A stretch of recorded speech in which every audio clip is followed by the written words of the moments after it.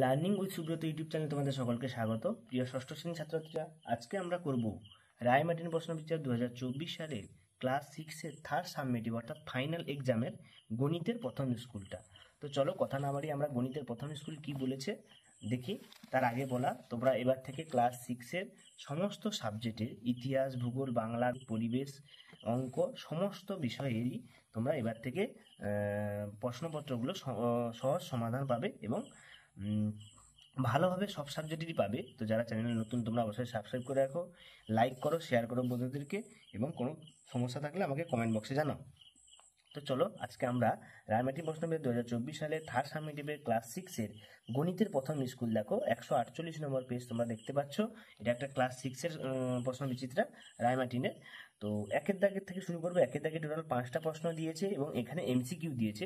তোমরা প্রত্যেকে মনে রাখবে, এমসিকিউ দিলেও তোমরা সেগুলোকে করার চেষ্টা করবে, কখনো আন্দাজে ঠিক চিহ্ন দেবে না, কারণ আন্দাজে ঠিক চিহ্ন দিলে সবচেয়ে ভুল হওয়ার প্রবণতা বেশি। গণিত তোমাদেরকে করে দেখতে হবে। দেখো প্রথম স্কুলটা বলছে এসসি ইনস্টিটিউশন মালদা, ঠিক আছে। এই স্কুলে আমরা সমস্ত প্রশ্নপত্রগুলো সলভ করব।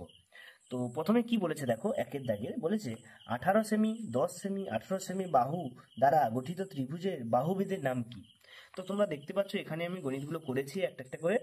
তো দেখো 18 সেমি, 10 সেমি, 18 সেমি, তাহলে দেখো এখানে একটা ত্রিভুজের দুটো বাহু সমান। দেখো একটা ত্রিভুজের আমরা যদি দেখি, এটা যদি 18 হয় আর এটা যদি 18 হয়, এটা যদি 10 হয়, তাহলে এটা কি ত্রিভুজ? না সমদ্বিবাহু ত্রিভুজ। কেন না, এই দুটো বাহু সমান আছে। দেখো 18 18 দুটো আছে, এই জন্য এটাকে কি বলা হয়? সমদ্বিবাহু ত্রিভুজ। অর্থাৎ অপশান বি দাগের অপশানটা হবে সঠিক।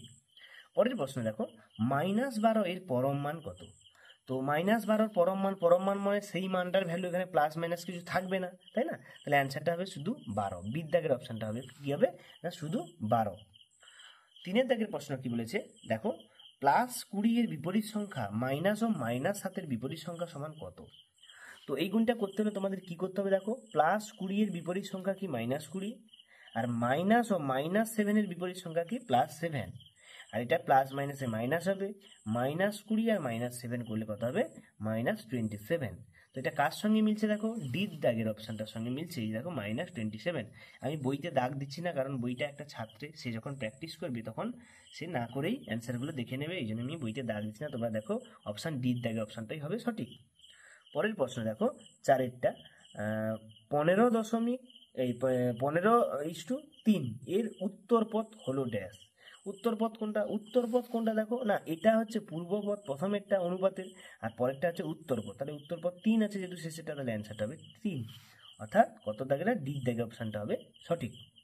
এরপরে দেখো 5এর দাগের প্রশ্নটা কি বলেছে, আমরা পরপর করে ফেললাম। 5এর দাগে ত্রিভুজের 3টি কোণের সমষ্টি কত? একটা ত্রিভুজের 3টি কোণ, অর্থাৎ এই যে 3টি কোণ, সবসময় মনে হবে এই 3টি কোণের যোগফল কত হয়? না 180 ডিগ্রি। তাহলে ত্রিভুজের 3টি কোণের সমষ্টি কত হয়? না 180 ডিগ্রি। তোমরা প্রত্যেকে দেখতে পাচ্ছ ত্রিভুজের 3টি কোণের সমষ্টি 180 ডিগ্রি। বির দাগের অপশানটা হবে সঠিক। এরপর দেখো 2এর দাগের দুটো ড্যাশ পূরণ বলেছে, 2 নম্বরের দুটো ড্যাশ পূরণ বলেছে। এই দুটো ড্যাশ পূরণ আমরা ঝটপট করে ফেলবো, ঠিক আছে। তো দেখো কি বলেছে, 2012 সালে প্রজাতন্ত্র দিবস বৃহস্পতিবার হলে 2013 সালে প্রজাতন্ত্র দিবস কী বার হবে? তো এই গণিতটা তোমাদেরকে আমি বলছি, এটাকে করে দেখতে হবে, এরকম করলে হবে না। তো 12 সাল লিপিয়ার ছিল, আর 13 সাল দেখো 2012 সালে প্রজাতন্ত্র দিবস বৃহস্পতিবার হলে 13 সালের প্রজাতন্ত্র দিবস, অর্থাৎ এক বছর 365 দিন, তাই না? তাহলে একই দিন ঘুরে আসছে, একদিন বাদ যাবে। যদি আমি করি না 365কে যদি আমি 7 দিয়ে ভাগ করি, দেখো না 7 5 35 আর 1 15, 7 2 14। আর এখানে এক, যেহেতু একদিন বেশি, দেখো এই দিনটা ঘুরে, তাহলে 66 দিন নেওয়া হবে, 66 দিন। তাহলে এটা কত হবে? এটা 16 থাকবে, নিচে কত থাকবে? 2 থাকবে, তাই না? তাহলে 2 দিন ভাগশেষ থাকছে, তাহলে বৃহস্পতিবারের 2 দিন পর, অর্থাৎ শুক্রবার শনিবার, তাই না? বৃহস্পতিবার 2 দিন মানে শুক্রবার শনিবার পড়ছে, ঠিক আছে। সঠিক অ্যান্সার শনিবার। কি করে হবে দেখো না, 2012 সালে প্রজাতন্ত্র দিবস 26 জানুয়ারি থেকে 2013 সালে প্রজাতন্ত্র দিবস কতদিন হবে? 366 দিন। হিসাব করবে, একে 7 দিয়ে ভাগ করবে। 7 দিয়ে ভাগ করলে দেখো 7 5 35, 16, 7 2 14, 2 ভাগশেষ, তাহলে 2 দিন পর হবে। বৃহস্পতিবারে 2 দিন বা শুক্রবার শনিবার, সেটাই হবে না, শনিবার হবে। পরের দাগে 2-এর দাগে 2-টা বলছে, তাহলে এটা শনিবার তোমরা লিখবে, আমি আর লিখছি না বইতে। 2-এরটা, কোনো বৃত্তের বৃহত্তম জায়গাকে সেই বৃত্তের ড্যাশ বলে। কোনো বৃত্তের বৃহত্তম জায়গাকে সেই বৃত্তের কি বলা হয়, ব্যাস বলা হয়। কারণ বৃহত্তম জায়গা কোনটা, যে আমরা ব্যাসটা যদি দেখি, একটা বৃত্ত যদি এরকম হয়, তার বৃহত্তম জায়গা কোনটা, এই মাঝখান দিয়ে যেটা যায়, ঠিক আছে, এটাকে বৃহত্তম জায়গা বা ব্যাস বলা হয়। পরের প্রশ্ন দেখো, না আমাদের তিনের দাগের গুলো তিনটে করতে বলেছে, ছোট প্রশ্ন 1 নম্বরে তিনের দাগের গুলো আমরা এখনই করব। তো দেখো প্রথম প্রশ্ন বলছে 24-এর সঙ্গে কত যোগ করলে -32 পাবো। তাহলে দেখো 24-এর সঙ্গে কত যোগ করলে -32 পাবো, তাই না? তাহলে ধরি আমি x যোগ করলে -32 পাবো। এবারে +24 যদি গেলে -24, তাহলে -32 -24 সমান -56। তাহলে অ্যান্সারটা হবে +24-এর সঙ্গে আমি যদি -56 যোগ করি তবেই পাবো -32। ঠিক আছে, অ্যান্সারটা বুঝতে পারছো, এটাই এ করলে -32, কারণ বড় আগে মাইনাস হবে। ওকে, পরের প্রশ্ন দেখো, তিনের দাগের 2টা কি বলেছে, কোনো বৃত্তের ব্যাসের দৈর্ঘ্য 10 সেমি, বৃত্তের ব্যাসার্ধের দৈর্ঘ্য কত হবে হিসাব করি। একটা বৃত্তের ব্যাস দিয়েছে 10 সেমি, দেখো ব্যাস কোনটা বলো তো, একটা বৃত্তে যদি আঁকি তার ব্যাস কোনটা, এই পুরোটা।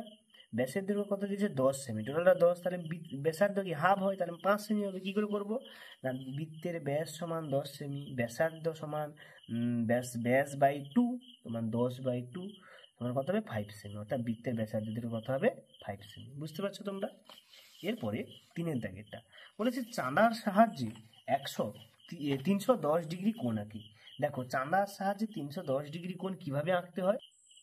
তো দেখো চাঁদার সাহায্যে 310 ডিগ্রি কোণ, এটা একটা করেছে, এটা ভুল হয়েছে, একজন ছাত্রী করেছে। তো আমি দেখাচ্ছি 310 কেমন হয় চাঁদার সাহায্যে। অর্থাৎ 310 যদি আঁকতে দেয়, তার থেকে আমি 180 প্রথমে বিয়োগ করে নেব। 310 থেকে 180 বিয়োগ করলে কত হবে বলো তো, না 0 11 থেকে 3 2 230 ডিগ্রি। তাহলে এখানে লিখবো, দেখো 230 না 130 ডিগ্রি, তাই না, 130। 310 থেকে 180 বাদ দিলে 130, তাহলে এখানে লিখবো 180 প্লাস 130 সমান কত হচ্ছে 310 ডিগ্রি, তাই না? এইবারে কি করব, আমি একটা সরল রেখা টেনে নেব, নিলাম সরল রেখাটার নাম দিলাম এ এবং বি। ওকে, এবার দেখো এটা তো 180 ডিগ্রি, এই খাতাটাকে আমি উল্টো দিকে ঘুরিয়ে নেবো, দিয়ে চাঁদাটাকে বসাবো কত ডিগ্রি, 130 ডিগ্রি দিয়ে বসাবো। এই যে দেখো এটা সোজাসুজি ধরলাম, 130 কোথায় হচ্ছে বলো তো, এইদিকে উপরের লাইনটা হবে। দেখো এদিকে যদি আমি ধরি এই 10 20 এরকম করে করে করে দেখো 130 এই জায়গাটাই হচ্ছে, এই জায়গাটায় 130। দেখো এখানে নিচের লাইনটা আমরা ধরবো, দেখো 10 20 0 10 20 করে 130 ঘর। তাহলে এইটাকে আমরা এইভাবে টানবো, দুটো রেখা যোগ করে দেবো। এইবারে কি করব, খাতাটাকে আবার সোজা করব। তাহলে এই যে কোণটা আমরা পেলাম, এই যে পুরো কোণটা, এটাই হচ্ছে কত না 310 ডিগ্রি। কেন না এখানে 180 ডিগ্রি প্লাস এই 130 ডিগ্রি, সেটা করলে কত হচ্ছে 310 ডিগ্রি। বুঝতে পারছো তোমরা নিশ্চয়ই? যে না বুঝতে পারবে বলবে, আমি অবশ্যই তাকে বুঝিয়ে দেবো, কারণ লিখবে অতএব কোণ ABC সমান 310 ডিগ্রি। বুঝতে পারছি, যে এটা জানার সাহায্যে আমি 310 ডিগ্রি কোণ আঁকলাম, ABC নাম দিলাম, এটা BAC, ঠিক আছে, কারণ মাঝখানে এটা আছে না BAC, মাঝখানে যে কোণটা থাকবে সেটা মাঝখানে বসবে, ঠিক আছে। BAC সমান 130 ডিগ্রি। বোঝা গেছে? এখানে ভাষাটা লিখবে, চাঁদার সাহায্যে আমি 310 ডিগ্রি কোণ অঙ্কন করলাম। এরপরে দেখো আমরা 4-এর দাগের প্রশ্নগুলোতে চলে যাব। তো দেখো 4-এর দাগের প্রশ্নগুলো পরপর কি বলেছে, 4-এর দাগের একেরটা কি বলেছে দেখো না, 4-এর দাগের একেরটা বলেছে যে 1 + 3 + 5 7 9 11 13 সমান x স্কয়ার হলে x এর মান কত। এগুলোকে দেখো সবগুলো মৌলিক সংখ্যা, এক কিন্তু মৌলিক না, এক স্বাভাবিক সংখ্যা, ঠিক আছে। এটাকে যোগ করেছি, প্রথমে আমরা যোগ করব। দেখো আমি x স্কয়ারটাকে বাম পাশে নিয়ে চললাম, যেহেতু এর মান বেরোবে। 3 × 4 = 5 9 9 × 7 = 16 16 × 9 = 25 25 11 কত হবে গো 36 36 × 7 = 49। তাহলে x স্কয়ার সমান 49, আর স্কয়ার যদি উপাশে যায় রুট হয়, তাই না। আর এই রুটটা মানে কি 49 মানে কি 7 × 7, তাহলে x এর মান কত পাচ্ছি না +7 হতে পারে -7 হতে পারে। যেহেতু রুট তোমরা শুধু প্লাস দিলে দেবে, মাইনাস দিলে শুধু একটা 7 দিলেই হবে তোমাদের, কারণ টেনে উঠলে এটা প্লাস মাইনাস আলাদা হয়ে যায়, কিন্তু প্লাস মাইনাস সঠিক অ্যান্সার, ঠিক আছে। তোমরা 7 দিলেও হবে, তাহলে 49 কার রুট না 7, তাহলে অ্যান্সারটা x এর মান কত হবে, অর্থাৎ x এর মান সমান 7, ঠিক আছে। x এর মান কত বেরোলো 7, প্রথমেরটা। এইবারে বলেছে দেখো সংখ্যারেখা তৈরি করে প্রদত্ত সংখ্যাগুলি সংখ্যারেখায় দেখাও এবং নাম দাও, +5 -2 +3 -6 +2 -5। তো দেখো এই জন্য আমরা কি করবো, একটা পেন্সিল নেবো, পেনে আঁকবো না, যেহেতু ভুল হয়ে যেতে পারে। আমরা 0 থেকে এদিকে 13 ঘর নিয়েছি, এদিকে 13 ঘর নিয়েছি, -13 ঘর। তো তোমরা এর থেকে কম নিলেও হবে, কারণ যতগুলো বলেছে। আমাকে বলেছে একটা একটা করে দিবে, প্রথমে +5, দেখো এই যে নিচের লাইনটা, এটা হচ্ছে +5 ঘর, দেখো 5 ঘর এসছে, এটার নাম দিয়ে দেবো P, তাই না? এটার নাম আমি পি দিয়ে দিলাম এই জায়গাটায়, ঠিক আছে। তারপরে বলছে -2, -2 মানে এদিকে গেল, এটার নাম আমি দিয়ে দেবো কিউ, ঠিক আছে, এটার নাম আমি কিউ দিয়ে দিলাম। তারপরে বলেছে দেখো +3 ঘর কোনটা এইদিকে, এটার নাম আমি দিয়ে দেবো কি আর, ঠিক আছে। তারপরে বলেছে -6, এটার নাম দিয়ে দেবো এস, ঠিক আছে, এর নামে কি দেবো এস, এই যে 6 ঘর, -6 ঘর। এরপরে বলেছে দেখো +2 মানে এই ঘরটা এটার নাম দেবো এস PQRST, ঠিক আছে। তারপরে কি বলেছে -5, -5 এর ঘরে STU, ঠিক আছে। তাহলে এবারে অতএব দিয়ে দেবো, অতএব পি সমান, এখানে মানগুলো বসিয়ে দাও, পি সমান কত হচ্ছে বলো তো, পি সমান +5, কিউ সমান -2, আর সমান, মানগুলো সব বসিয়ে দাও যেমন যেমন করেছিলাম, আর সমান +3, PQRS সমান -6, টি সমান +2, আর ইউ সমান -5, তো দেখো এইভাবে তোমরা যদি গণিতটা করো তবেই সঠিক হবে এবং 2 নাম্বার তোমরা ভালোভাবে পেতে পারবে। এইভাবে তোমরা করবে। 4-এর দাগে 3-এরটা কি বলেছে দেখো, যোগফল নির্ণয় করি -14 কমা দিয়ে -12 +21, এটাকে যোগ করতে, অর্থাৎ ব্র্যাকেটগুলো কমা চিহ্ন তুলে যোগ চিহ্ন দিতে হবে। তো আমরা ডাইরেক্ট করছি, দেখো এগুলো ব্র্যাকেটগুলো কমা চিহ্ন তুলে যোগ চিহ্ন মাঝখানে দিয়েছি, -14 প্লাস মাইনাসে -12 প্লাসে প্লাসে +21। দেখো প্রথমে ব্র্যাকেটে বন্ধনীর মধ্যে এগুলো সাইনগুলো গুণ হবে, এটা গুণ, তাহলে প্লাস মাইনাসে মাইনাস, সূত্র তোমরা জানো, গুণের সূত্র কি গো, দুটো প্লাস থাকলে প্লাস হয়, দুটো মাইনাস থাকলে প্লাস হয়, প্লাস মাইনাস থাকলে মাইনাস হয়, মাইনাস প্লাস থাকলে মাইনাস হয়, এটা গুণের সময় সূত্র, এখানে গুণ দিয়েছি। এবার দেখো দুটো যোগ হবে -14 আর -12, দুটো মাইনাস মাইনাস বসবে এবং দুটো যোগ হবে, তাহলে কত 26, এদিকে 21 আছে। এবার দেখো 26 আর +21 বড় কোনটা, -26, তাহলে মাইনাস দেবো, 26 থেকে 21 বাদলে কত হবে 5, দুটো আলাদা সাইন থাকলে বিয়োগ হবে এবং বড় চিহ্নের আগে যেটা থাকবে সেটা, বড় সংখ্যাটার আগে যে চিহ্ন থাকবে সেই চিহ্ন বসবে। তাহলে অ্যান্সারটা কত, নির্ণয় যোগফল -5। এইভাবে তোমরা ভাষা দিয়ে পরিষ্কার করে লিখবে, তবেই তোমরা ভালো নাম্বার পেতে পারবে। 4-এর দাগের প্রশ্নটা আমরা চলে যাচ্ছি, একটি রম্বস এক বিশেষ ধরনের সামান্তরিক ব্যাখ্যা করো। রম্বস যে একটা বিশেষ ধরনের সামান্তরিক সেটাকে আমাকে ব্যাখ্যা করে দেখাতে বলেছে। তাহলে দেখো আমরা কিভাবে লিখবো জিনিসটা না, সামান্তরিক হলো এমন একটি চতুর্ভুজ যার বিপরীত বাহুদ্বয় পরস্পর সমান এবং সমান্তরাল। আর রম্বসও একটি সামান্তরিক, কেননা রম্বসের বিপরীত বাহুগুলি পরস্পর সমান ও সমান্তরাল। অর্থাৎ আমরা যদি দেখি সামান্তরিক যদি আঁকি এরকম হবে, একটু প্যাঁচানো টাইপের, তাই না? আর রম্বস যদি দেখি সেই একই রকম, বিপরীত বাহুগুলো দেখো পরস্পর সমান্তরাল, ঠিক আছে। সামান্তরিকের এটাও যেমন কর্ণগুলো অসমান, এরও কর্ণগুলো অসমান, এই জন্য আমরা বলতে পারি সামান্তরিক একটা বিশেষ ধরনের রম্বস। এই পর্যন্ত তোমরা লিখবে।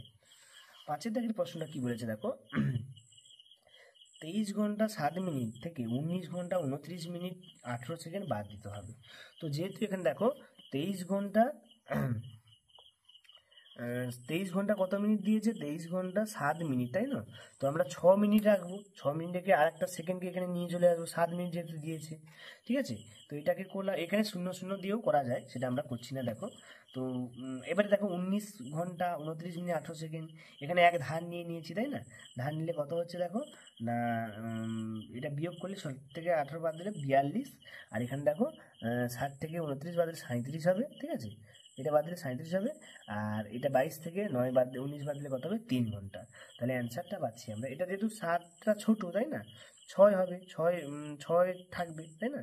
তার সঙ্গে আবার একটা এই 7 নিলে এটা 6 মিনিট থাকলে এখান থেকে 7 নিলে 7 66 হয়ে গেল, 66 থেকে 29 বাদ দিলে 37 হচ্ছে, ঠিক আছে। আর এটা 1 নিয়ে নিলে 19 থেকে 22 থেকে 19 বাদ দিলে 3 থাকবে। তাহলে অ্যান্সারটা টোটাল হচ্ছে 3 ঘন্টা 37 মিনিট 42 সেকেন্ড, 3 ঘন্টা 37 মিনিট 42 সেকেন্ড, এটাই হচ্ছে ফাইনাল অ্যান্সার। এর পরে কোনটা কি বলছে দেখো তোমাদের সামনে, এর পরেরটা কি বলেছে 6-এরটা, 72 45 70 25 সংখ্যাগুলি সমানুপাতে আছে কিনা দেখি।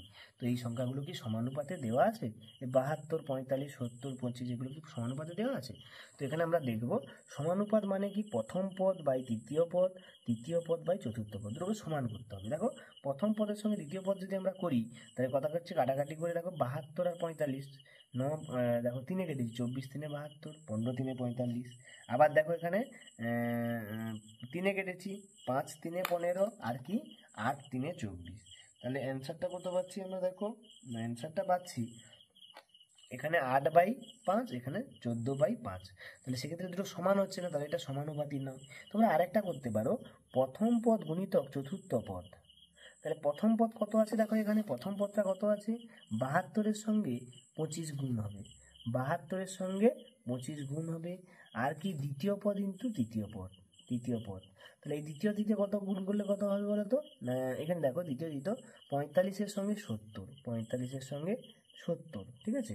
আমি আর এই গুণটা দেখাচ্ছি না তোমাদের, এখানে আমি করে দেখিয়ে দিচ্ছি। দুটো যদি সমান হয় সমানুপাত, না এই সূত্রটাও তোমরা প্রয়োগ করতে পারো।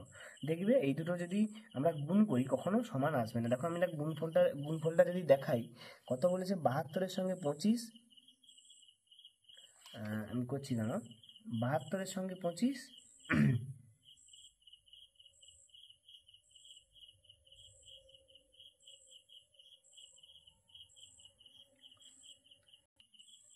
দেখো আমরা যদি 72-এর সঙ্গে যদি আমরা 25 গুণ করি, তাহলে কত পাচ্ছি, এটা 1800, এটা পাচ্ছি 1800।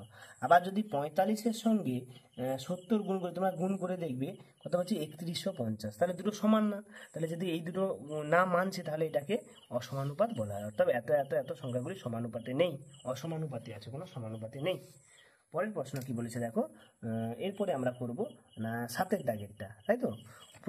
প্রদ্যুদের জন্ম তারিখ 19/11/1975, আর তার 10/10/2000 তারিখে তার বয়স কত হবে হিসাব করে। তো দেখো এখানে কত বলছে, 19/11, আর কত এখানে কত দিয়েছে, 19/11/1975, আর 10/10/2000। তো এক্ষেত্রে তার এটা কত হবে, বয়সটা কত হবে, সেক্ষেত্রে আমরা দেখব। তো প্রথমে আমরা দেখব কত না, এখানে 1975 দিয়েছে, তাই তো। এটা কতটা, 7-এর দাগের প্রশ্ন, 7-এর দাগের প্রশ্ন, তাই তো। 7-এর দাগেরটা দেখো আমি করে দিচ্ছি। তো এক্ষেত্রে তোমরা কি করবে, এখানে প্রথমে তোমরা এই এটা লিখবে 2000 সাল, এখানে 10 আর এখানে 10, এটা কি বছর, বা এটা সাল লিখবে, এটা মাস, এটা দিন, ওকে। তাহলে এক্ষেত্রে দেখো এটা আরেকটা কিছু 19, এবারে থেকে 19 তারিখটা দিয়েছে 19, এখানে হবে 11, এবং এটা হচ্ছে 1975, তাই না। এটা আমরা বিয়োগ করব, বিয়োগ করে দেখো এর ছোট যেহেতু, এর কাছ থেকে 1 ধার নিলে এখানে 30 হয়ে বসবে, এখানে থাকবে তখন কত, 9, তাই না। 30 আর 11 40, 40 থেকে 19 বাদ দিলে কত হয় দেখো, 10 থেকে 9 বাদ দিলে 1, আর 3 থেকে 1 বাদ দিলে 2, 21। এখানে 9 থাকছে, x থেকে ধার নিলে 12 বসবে, 12 9 কত হয়, 12 আর 9 21, 21 থেকে 11 বাদ দিলে 10, আর এখানে 1 থাকবে, কত 1999, এটা থাকবে। তাহলে এটাকে 4 2, এই তো। তাহলে তার বয়সটা কত হচ্ছে, 24 বছর 10 মাস আর 21 দিন। এইভাবে তোমরা এই গণিতটা করবে, ঠিক আছে। এখানে দেখো করে দেওয়া আছে, এটা একটা আলাদা রকম পড়ে আছে, 40 বছর দেখো, এটা 1 মাস 30 দিন, এটা 40 দিন ধরেছে, আর 1 মাস 21 দিন ধরে সেখানে এইভাবে করেছে তোমার। তো এত তারিখে বয়স হবে, এতদিন এত তারিখ, এটা 1999, এই যে এখানে দিয়েছে এতে। তো এই গণিতটা দেখো তোমরা এখান থেকে করবে, এই গণিতটা একটু ভুল আছে এই গণিতটা। তো তোমরা 7-এর গণিতটা আমি যে এক্ষুনি করে দিলাম তোমাদের, এইখান থেকে দেখে তোমরা করবে, এই যে এই গণিতটা হবে, বছর মাস দিন এরকম করে বিয়োগ করলে এই অ্যান্সারটা হবে সঠিক অ্যান্সার, ঠিক আছে। পরের গণিতে আমরা চলে যাচ্ছি। পাশের চিত্রে পরিসীমা কত, অর্থাৎ এই একটা চিত্র দিয়েছে, এর পরিসীমা দেখো আমি এখানে খাতায় করেছি, এর পরিসীমা চাইছে, অর্থাৎ সবগুলো বাহুর যোগফল 30। দেখো এখানে দেখো 5, দুটো 5 আছে, 7 আছে, তাই তো, 5 আছে, 20 আছে, 13 আছে, ঠিক আছে। তো এরকম অনেক কিছু দিয়েছে। তো সেক্ষেত্রে আমরা কি করব না, সবগুলোকে যোগ করব, এগুলোকে যোগ করলে 13, দেখো এটা হিসাব করে কত, 13 20 50, তাই তো, 13 20 50। ও আচ্ছা, এইখানে একটু কিন্তু আলাদা দিয়েছে, ভালো করে দেখো, এখানে বুঝতে পারবে তোমরা যে এইটার মান দিয়েছে, এইটার মান দিয়েছে, এইটার মান কিন্তু দেয়নি, এইটার মান কিন্তু দেয়নি, এটা পুরোটা 13 বলেছে, এটাও 13 বলেছে, তাই না, এটা 5 বলেছে, এটা 30, পুরোটাই 30, ঠিক আছে। তাহলে সবগুলো যোগ করি দেখি কত হয়, না সবগুলো যোগ করলে কত হচ্ছে, 5 5 5 10 20 30, এটা 30 হচ্ছে, 30 60, 60 আর 26, তাই তো, 60-এর সঙ্গে যদি 26 যোগ করি 6 আর 86, তাহলে এই অ্যান্সারটা কত হচ্ছে 86। কিন্তু এইখানে তোমাকে এই মানগুলো তোমাদের বার করতে হবে, এই যে এই মানগুলো। এটা যদি 13 হয়, এটা 5 হয়, এইখানটা কত হবে এটা ভাবো দেখি, এই যে এই মানটা কত হবে। এটা যদি এরকম করে দিই আমি, তো এটা পুরোটা 30 আর এটা 20, এখান থেকে এটা 20, তাই তো? তাহলে এটা 5 5, এখানে এটা 5 5 10 আছে। তাহলে এই মানটা, এটা 13 13, এইখানে এই মানটা দেয়নি, ছোট্ট মানটা দিলে ওটা। এখানে কি করেছি দেখো আমরা, না পাশের চিত্রে এটা 5 থাকলো, 7 20 আবার 7, এটা 7 হবে, ঠিক আছে? 13 7 হবে, 13 7 20 দেয় না, 13 আর 7 করে যে 20 হচ্ছে এইটা, আর এটা 5, এই করে টোটাল চিত্রটা কত পাচ্ছি আমরা 100 সেমি। অ্যান্সারটা কত হবে 100 সেমি, অ্যান্সারটা কত হবে 100 সেমি। পরেরটা, একটি ঘনক আকারে কাগজের বাক্স খুলে দিলে কি আকার পাবে এঁকে দেখাও। তো একটা ঘনক আকার বাক্স খুলে দিলে দেখো, ঘনকের প্রতিসম রেখার সংখ্যা দুটো, এই যে বাক্স যদি খুলে দিই এইভাবে আমরা এটা পাবো, এইভাবে এটা লিখবে, ঠিক আছে? এটা কত দাগেরটা, ওই না সরি, এখানে আয়তক্ষেত্রে প্রতিসম রেখার সংখ্যা কত, এই যে এটা আয়তক্ষেত্রে প্রতিসম রেখার কত, দুটি। আর এখানে বলেছে একটি ঘনক আকারের কাগজের বাক্স খুলে দিলে কি আকার পাবে এঁকে দেখাও। অর্থাৎ একটা ঘনক আকার, কোনো একটা খাপ, ধরো জুতোর খাপ, এই যে এইটা জ্যামিতি বাক্স, দেখো যে এই জিনিসটা একটা ঘনক আকার, তাই তো? এটাকে যদি আমি খুলে দিই, ঠিক আছে, এটাকে যদি আমি এরকম করে খুলে দিই, তাহলে কি আকার পাবো, সেই আয়ত ঘনাকার পাবো, ঠিক আছে? আয়তক্ষেত্রাকার একটা ঘনবস্তু পাবো, যার উপরে তলটা নেই, খুলে দিয়েছি, এই দিকে দুদিকে আয়তক্ষেত্র হয়ে গেছে। তো এটাই লিখবে, আয়তকার বস্তু পাবো। কি হবে, ঘনকাকার যেহেতু বলেছে, এটা আয়ত ঘনক দিয়েছে না শুধু ঘনক দিয়েছে, তাহলে ঘনকাকার বস্তু পাবো, ঘনক আকারে বস্তু পাবো, ঠিক আছে? তাহলে 10 দাগেটা আমরা কমপ্লিট করে ফেললাম। এরপরে দেখো আমরা 10 দাগে, সরি 4 দাগে 10 নম্বর পর্যন্ত আমরা কমপ্লিট করে ফেললাম। এরপরে 5 দাগের গণিতগুলো করব, বড় বড় গণিত যেহেতু বলেছে। 5 দাগে দেখো 5 নম্বরের গুলো 3টে দিয়েছে, এখানে 3টে করতে বলেছে, কিন্তু 5টা দিয়েছে, তার মধ্যে 3টে করবো, কিন্তু আমরা সবগুলো করব। ফণিদা 5 ঘন্টা 10 মিনিট 4 সেকেন্ডে একই রকম 4টি মূর্তি তৈরি করতে পারেন। যদি একটি মূর্তি তৈরি করেন তবে ফণিদার কত ঘন্টা কত মিনিট কত সেকেন্ড সময় লাগবে হিসাব করি। তো দেখো এটা কিভাবে করব আমরা। তো প্রথমে দেখো এখানে দিয়েছে 5 ঘন্টা 10 মিনিট 4 সেকেন্ড 4টি মূর্তি তৈরি করতে, তাহলে একটি মূর্তি, তাহলে 4 দিয়ে ভাগ, তাই না? 5 ঘন্টা 10 মিনিট 4 সেকেন্ড, এখানে এটা করেছি, তাহলে প্রথমে ঘন্টা দিয়েছি 1, তাই না? তাই এখানে 60 থাকবে, 1 ঘন্টা মানে 60 মিনিট, 60 নিচে নামিয়েছি, তাই তো? 60, এবার 10 মিনিট দিয়েছি, 60 সঙ্গে 10 করলে 70, দেখো এক লাইনে করেছি 70। আবার দেখো 4 দিয়েছি যেহেতু, তাই তো 4 দিয়ে ভাগ করব, ঠিক আছে? এরকম ভাবে দেখো এখানে কত হবে, 4 দিয়েছে 70 দিয়েছে, তাহলে 4 একে 4, 3 নামবে 0, 7 7 28, মানে এই দুটো একই, ঠিক আছে? সেটা করেছি। আবার দেখো 2 নামলো, 2 মিনিট, এটা সেকেন্ড করতে হবে, 60 দিয়ে গুণ করতে হবে 120, এর সঙ্গে 4টা যোগ হবে, ঠিক আছে? 4 যোগ হলে 124, তাহলে 3 দেখো 3 4 12 আর 4 4 একে 4 31, তাহলে 1 ঘন্টা 17 মিনিট 31 সেকেন্ড। দেখো গণিতটা ভালো করে দেখো, এখানে স্টেপ জাম্প করা হয়েছে, তোমরা এটাকে ভেঙে 4 দিয়ে ভাগ করতে পারো, তাকে আবার ঘন্টা মিনিট সেকেন্ডে করতে হবে। 5 ঘন্টাকে 3600 দিয়ে গুণ করবে, 10 মিনিটকে 60 দিয়ে গুণ করবে, আর এটা তো সেকেন্ডই আছে, এভাবে করা যায়। আর এটা করলে শর্টকাট নিয়ম, খুব স্পিডে তোমরা উত্তরটা বার করতে পারবে, মানে অল্প সময়ে তোমরা সঠিক অ্যান্সারটা বেরিয়ে যাবে। এর পরের গুণটা বলেছে দেখো, আমার পড়ার বই ও গল্পের বই অনুপাত 4:3, এবং পড়ার বই 28টি হলে গল্পের বই সংখ্যা কত হিসাব করে দেখি, এবং মোট বই কত হিসাব করে দেখো। তো দেখো পড়ার বই গল্প বই আমরা অনুপাত করেছি সমান, দেখো 4, এখানে কত দিয়েছে 4:3, তাহলে এটা মোট অনুপাত কত 7 হচ্ছে, তাহলে 4-এর সঙ্গে 7 গুণ, 3-এর সঙ্গে 7 গুণ, তাহলে 28/21, তাহলে গল্পের বই 21টি এবং মোট বই কত 28 আর 21 যোগ করলে কত 49টি। এটা একটা ছোটোখাটো প্রসেস তোমরা করবে। আরও যদি তোমরা আলাদাভাবে করতে চাও তাহলে এখানে লিখবে পড়ার বই, আমি দিয়ে করছি, পড়ার বই গল্পের বই, তাহলে কত 4:3, তাহলে 4/3, তাহলে এখানে দিয়েছে দেখো পড়ার বই 28টি, তাহলে পড়ার বই এখানে 28 দিবে, গল্পের বই থাকবে 4/3, তাহলে এটার সঙ্গে এটা গুণ, তাহলে গল্পের বই গুণিতক 4, 28 গুণিতক 3, গল্পের বই সমান 28 গুণিতক 3/4, 7, তাহলে গল্পের বই কটা পাচ্ছি 21টা, দেখো মিলে যাচ্ছে না, গল্পের বই 21টা, আর গল্পের বই যদি আমরা 21টা পাই, আর তাহলে পড়ার বই কটা পাবো, তাই তো? গল্পের বই আমরা 21টা পাচ্ছি। তাহলে গল্পের বই যদি আমরা 21টা পাই, তাহলে এখানে গল্পের বই 21 দিলে দেখো এর পড়ার বই কত বেরোবে তখন? না, পড়ার বই 28টা বেরোবে, ঠিক আছে? তার কারণ এখানে এই যে 28 বই তো পড়ার বই দিয়ে দিয়েছে, তাহলে 21টা গল্পের বই, তাহলে মোট বই কত যেত? এই প্রসেসে করলেও তোমরা পাবে, আর এটা শর্টকাট প্রসেস, এটাও করতে পারো। এইভাবে করবে, পড়ার বই গল্পের বই 4:3, পড়ার বই দিয়েছে গল্পের বইটা বেরোবে, তাহলে গটা রেখে সবগুলো বার করবে। গল্পের বই নিয়ে আমি ছোটোখাটো গ দিয়েছি, তোমাদের শর্টকাট বই, দুটো প্রসেসই, এটাও করতে পারো এটাও করতে পারো, যেটা খুশি তোমাদের করতে পারো। পরের কোনটা কি বলেছে দেখো, 2/5কে সামান্য ভগ্নাংশে দশমিক সংখ্যা শতকরা ও অনুপাতে প্রকাশ করো। তাহলে 2/5কে দশমিক ভগ্নাংশে পরিণত করলে পাই দেখো, 2 ভেতরে থাকে 5, উপরে দশমিক নেব 0, 5 4 20, 0। তাহলে অ্যান্সারটা কত পাচ্ছি? 0.4। তাহলে 2/5কে শতকরা আকাশে প্রকাশ, তাহলে 2/5 শতকরা মানে কি 100 দিয়ে গুণ, তাই না? তাহলে 100 দিয়ে গুণ করে 20 5 যায় 100, তাহলে 40% হচ্ছে। আবার 2/5কে অনুপাতে প্রকাশ করলে হয় 2:5, 2/5 অনুপাতে প্রকাশ। তাহলে একদম সোজা গণিতটা 3টে লাইনে, মানে 3টে স্টেপে করতে হবে। একটা আছে দশমিকে, একটা শতকরায়, একটা আছে অনুপাতে প্রকাশ। তো একদম এটা 5 নম্বরে গণিত মনেই হচ্ছে না, মনে হচ্ছে 2 নম্বরে গণিত, এত সোজা। এটাকে 2 নম্বর গণিত অনেক কঠিন ছিল।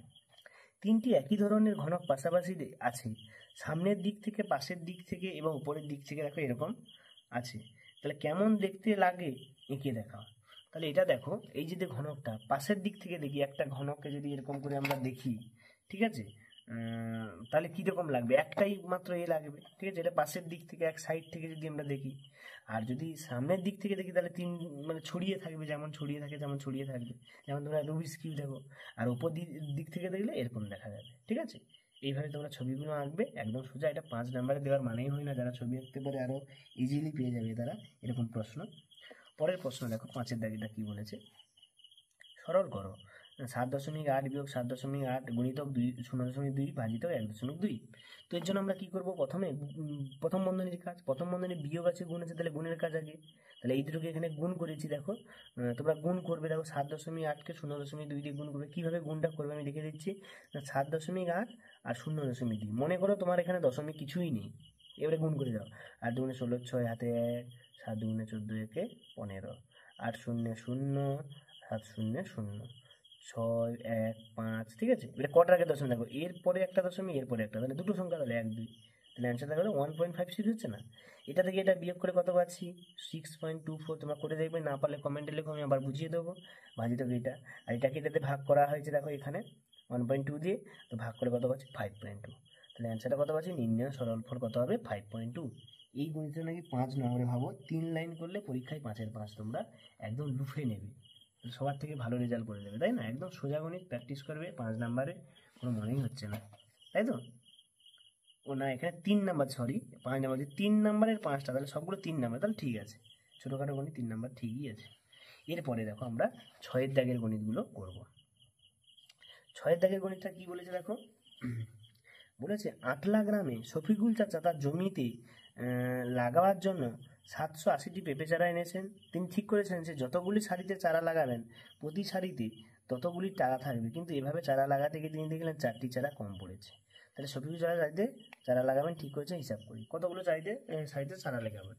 তাহলে এই ক্ষেত্রে দেখো আমরা কি পাবো, তাহলে মোট কটা 4টে চারা কম পড়েছে, যদি 4টে চারা থাকতো তাহলে যোগ করে নিতাম, তাহলে মোট কটা চারা হতো? 784টা। তাহলে 784কে আমরা যদি বর্গমূল করি, তোমরা এখনো বর্গমূল অধ্যায়গুলো দেখবে, যদি করে থাকো তাহলে বুঝতে পারবে। এটাকে ভাঙলে দেখো, মৌলিক উৎপাদকে 2 দিয়েছি 392, আবার 2 দিলে 196, 2 দিলে 98, 2 দিলে 49, 7 7। তাহলে টোটাল কত পাচ্ছি? 2 গুণিতক 2 গুণিতক 7 গুণিতক সমান 4, 4 সাথে 4 সাথে 28, ঠিক আছে? এটা 28 হবে। তাহলে শফিকুল চাচা 28টি সারিতে চারা গাছ লাগাবেন ঠিক করেছেন।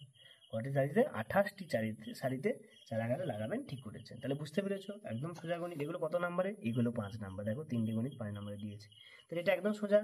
এই কটা লাইন করলে মাত্র 5 নাম্বার, একদম হাতের মুঠোয়। 6 থেকে 2টা কি বলেছে, 4 অঙ্কের ক্ষুদ্রতম সংখ্যা বৃহত্তম পূর্ণবর্গ সংখ্যা খুঁজি, যা 8 15 20 25 দিয়ে বিভাজ্য। তো এই গণিতগুলো একটু টাফ হয়, কেন না এটা বর্গমূল করে করে দেখতে হয়। তো দেখো, এতে কোনো কঠিনের কিছু নেই, জাস্ট বুঝতে পারলেই তোমাদের হবে। তো প্রথমে তোমরা কি করবে দেখো, না এখানে প্রথমে কি করবে না, এটাকে লসাগু করবে।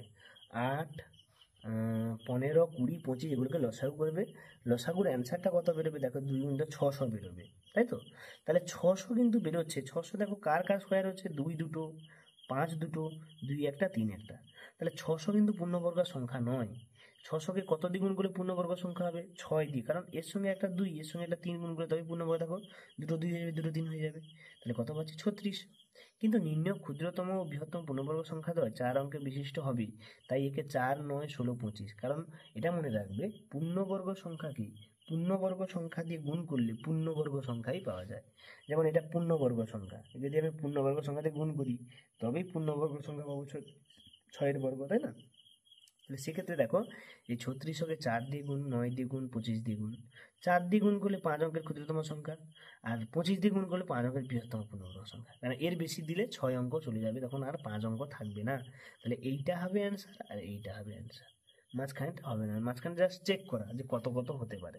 ঠিক আছে?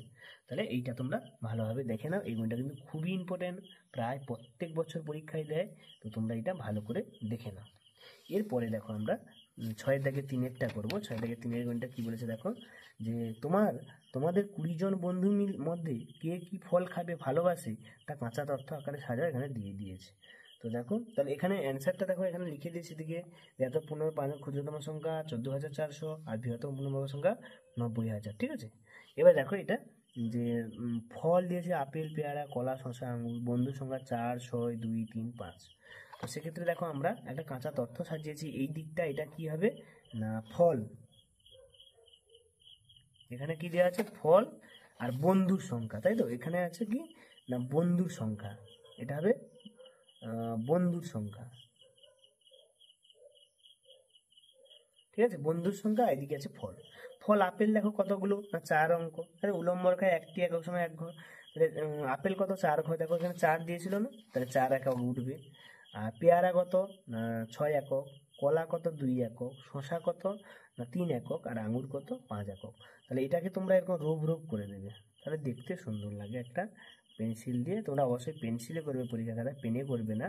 ইউটিউবে তোমরা পেন্সিলে বুঝতে সমস্যা হয়েছিল, অনেকে কমেন্টে লিখছিলে আগের পরীক্ষায়, এই জন্য আমি এটাকে পেনে করছি। তাহলে তোমরা কিন্তু কেউ পেনে করবে না, এইরকম করলেও এরকম স্তম্ভচিত্রে তোমাদের একদম ফুল ফুল নাম্বার দেওয়া হবে। পরের প্রশ্ন, পরের দেখো 149 পেজে 7-এর দাগ আর 8-এর দাগ বাকি আছে। তো 7-এর দাগটা কি বলছে? 4 সেমি দৈর্ঘ্যে একটি সরলরেখাংশ অঙ্কন করো এবং ওই দৈর্ঘ্যের ব্যাসার্ধ নিয়ে কম্পাসের সাথে একটি বৃত্ত অঙ্কন করো। ওই বৃত্তের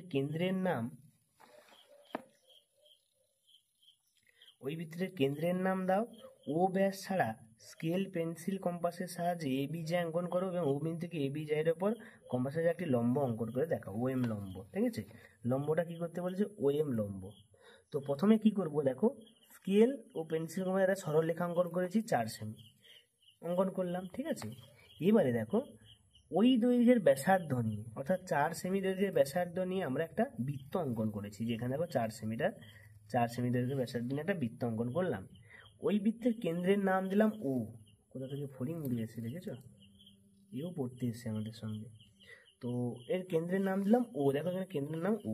এবারে কি বলেছে দেখো, ও ব্যাস ছাড়া স্কেল পেন্সিলের একটি জ্যা এ বি অঙ্কন করি। ব্যাস ছাড়া এ বি জ্যা অঙ্কন করলাম, একদম সোজা। এবারে এই ও বিন্দু থেকে এ বি জ্যার ওপর কম্পাসের লম্ব আঁকি ও এম। কম্পাসের লম্ব আঁকতে হচ্ছে ও এম। ঠিক আছে? ও এম লম্ব, এই যে লম্বটা আঁকছি, লম্ব মানে কি এখানে 90 ডিগ্রি কোণ। ঠিক আছে? এদিকেও তোমরা যেটা করতে পারো, তখন উপর দিকে কোণটা হতো, এই নিচের দিকে করেছি, এই যে নিচের দিকে হয়েছে। যদি এদিকে আমরা যেটা টানতাম, তখন এদিকে 90 ডিগ্রি কোণ আঁকলে লম্ব হয়ে যেত সেহেতু। তাহলে অতএব এ বি লম্ব ও এম, ও এমটা এ বির উপরে লম্ব। ঠিক আছে? আর নিম্নে ও কেন্দ্রবৃত্ত এখানে লিখবে, যা কেন্দ্রটা আছে ও, তার ব্যাসার্ধ কত, ব্যাসার্ধটা কত বলো তো না, ব্যাসার্ধ ও সি সমান 4 সেমি। ঠিক আছে? ও সি সমান 4 সেমি, এভাবে লিখবে তোমরা। এটা খুবই ইম্পর্টেন্ট গণিত, একটু টাফ আছে, দেখে বুঝে শুনে করবে। না বুঝতে পারলে কমেন্টে লেখো, আমি একটু ভালো করে আর একটু বুঝিয়ে দেবো। ঠিক আছে? পরের গণিতে আমরা চলে যাচ্ছি। 8-এর দাগে দুটো বলেছে, স্কেল ও পেন্সিল কম্পাসের সাহায্যে 6 সেমি দৈর্ঘ্যের সরলরেখাংশ পি কিউ অঙ্কন করো। পি কিউ সরলরেখাংশ ব্যাস করে কম্পাসের সাহায্যে কেন্দ্র খুঁজে বৃত্ত অঙ্কন করো। তো এটা আমরা কি করব দেখো, এত 6 সেমি দৈর্ঘ্যের রেখাংশ অঙ্কন করি পি কিউ সরলরেখাংশ ব্যাস করে কম্পাসের সাহায্যে কেন্দ্র খুঁজে বার করো। তাহলে দেখো এইটা, ঠিক আছে, এইটা তো 6 সেমি ব্যাসার্ধের দৈর্ঘ্যে আমরা বৃত্ত অঙ্কন করলাম। এবারে কেন্দ্রটা কীরকম আমরা খুঁজবো, কেন্দ্র খুঁজতে হলে এই গণিতটা কীভাবে করতে হবে আমি তোমাদের দেখিয়ে দিচ্ছি। দেখো এটা কি ঢুকবে, পেন্সিলটা ছিল, পেন্সিলটা নেই, আমি পেন দিয়ে করছি। দেখো ভালো করে দেখো কি করব না, এই গণিতটা করতে হলে তোমাদের কিভাবে করতে হবে, এইভাবে করলে কিন্তু হবে না তোমাদের। তো আমি দেখিয়ে দিচ্ছি কিভাবে তোমরা করবে। এখানে অন্যান্য সেটের গণিতগুলো আছে। তো প্রথমে তোমরা কি করবে না, 6 সেমি দৈর্ঘ্যের একটা আকার টানবে। ভালো করে দেখিয়ে দিচ্ছি। দেখো তোমরা, আমি পেনে করছি কিন্তু তোমরা পেনে করবে না, পেন্সিলে করবে। আমার কাছে এখন পেন্সিলটা বর্তমান নেই, এই জন্য আমি পেনে দেখাচ্ছি। তাহলে এটা লিখবে কত না 6 সেমি। এইবারে নিচে একটা যে কোনো মাপের একটা আকার টানবে, ঠিক আছে। এইবারে এই 6 সেমিটা এখান থেকে কাটবে, 6 সেমিটা এখানে কাটবে। কেটে কি করবে না, এইখানে তোমরা সমদ্বিখণ্ডতে করবে। হাফের বেশি মাপ নিয়ে, এর থেকে হাফের বেশি মাপ নিয়ে দুদিকে ঘুরিয়ে আমরা সমদ্বিখণ্ড অঙ্কন করব। দেখতে পেয়েছো তোমরা, নিশ্চয়ই বুঝতে পারছো। তো এখান থেকে এটাকে জুড়িয়ে দেবে, হয়েছে। এইখানে বসিয়ে দুদিকে সমান করে গোলটা আঁকবে, ঠিক আছে। এটা এখানে লাগবে, একটু পেন্সিল না থাকার জন্য সমস্যা।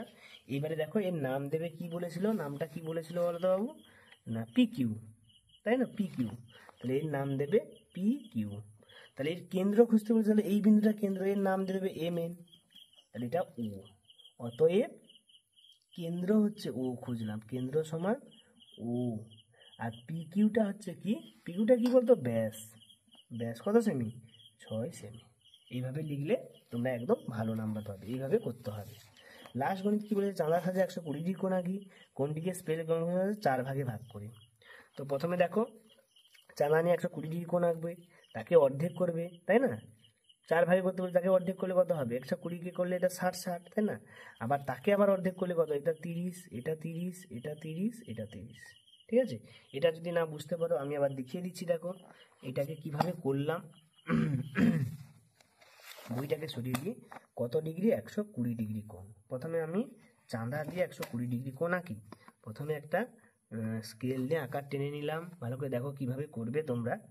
তাহলে চাঁদাটা বসিয়ে 120 ডিগ্রি কেটে নিই। দেখো নিচের ঘর, এই যে 120 দেখতে পাচ্ছ তোমরা, 120টা আমরা কাটলাম, ঠিক আছে। দিয়ে এটাকে এরকম করে টানবো। এইবারে কি করব, এইটাকে অর্ধেক করব, এটা তো পুরোটা 120, তাহলে একে অর্ধেক করলে কত হবে, 60 হবে না। তো এরপরে কি করব, এইখান থেকে হাফের বেশি মাপ নিয়ে কাটবো, এদিকে কাটবো, এদিকে কাটবো। তাহলে এটা কত হয়ে গেল বলো তো, 60 আর 60, 120কে অর্ধেক করলাম, 60 হয়ে গেল। আমি যেভাবে যেভাবে করছি তোমরা সেভাবে করো, দেখবে মিলে যাবে। এটাকে আবার অর্ধেক করবো, হাফের বেশি মাপ নেবো, এদিকে কাটবো, এখানে বসাবো, এদিকে কাটবো। এটাও সেম একই জিনিস, এদিকে কাটবো, এখানে বসাবো, এদিকে কাটবো। এবারে এটাকে তুলে দেবো, এটাকে এদিকে তুলে দেবো, ঠিক আছে। তাহলে ক ভাগে ভাগ হয়ে গেল বলো তো, 4 ভাগে। এটার নাম দেবে এ, ও, বি, সি, ডি, ই। তাহলে কোন এ ও বিটা কত না 120 ডিগ্রি, সবচেয়ে বড়টা এ ও বি। আর এই ছোটোগুলো এ ও ই সমান কোণ, ই ও ডি সমান কোণ, ডি ও সি সমান কোণ, সি ও বি এগুলো কত ডিগ্রি, 30 ডিগ্রি করে। প্রতিটা কোণ কত ডিগ্রি করে, 30 ডিগ্রি করে লিখে ফেলবে এরকম করে। তো ইতিমধ্যে আমরা এই অধ্যায়ে সমস্ত গণিতগুলো আমরা করে ফেললাম, ঠিক আছে। পরপর আমি প্রথম থেকে একবার উল্টে দেখাচ্ছি, তোমরা দেখে নাও। এবং তোমাদের কাছে বলা, তোমরা যারা চ্যানেলে নতুন তোমরা অবশ্যই সাবস্ক্রাইব করবে। এরকম পরিষ্কার পরিচ্ছন্নভাবে গণিতে 100% তোমাদের গণিতগুলো পাবে এবং সেখান থেকে তোমরা দেখে নেবে। কোনো সমস্যা থাকলে আমাকে কমেন্ট বক্সে জানাবে এবং আমি সেগুলো সমাধান করবো। তোমরা এখান থেকে গণিতগুলো দেখে নাও, আর একবার আমি দেখাচ্ছি শেষমেশ। এখান থেকে তোমরা দেখে নেবে, কোনো সমস্যা থাকলে ভিডিওটা স্কিপ করে করে তুলে নিতে পারো। তো এই ছিল তোমাদের প্রথম পরীক্ষা। পরের দিন আমরা 2 নম্বর স্কুল নিয়ে আলোচনা করব। তো সকলকে ধন্যবাদ, সবাই ভালো থাকবে। দেখা হচ্ছে পরের ভিডিওতে। 2 নম্বর স্কুল নিয়ে আমরা আলোচনা করব। আজকের মতো এই পর্যন্ত।